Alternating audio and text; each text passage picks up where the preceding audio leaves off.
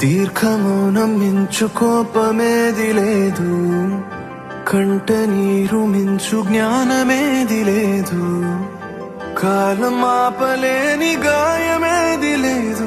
ఇవి రాయని కథలే, చెదిరిపోయే కలలు మరల తిరిగి రావు, తీరం తడుము అలల సగము తరలిపోవు, పరుగులెత్తు క్షణము మాయ తెలుసుకోవు. ఇవి రాయని కథలే, రాయని కథలే, రాయని కథలే.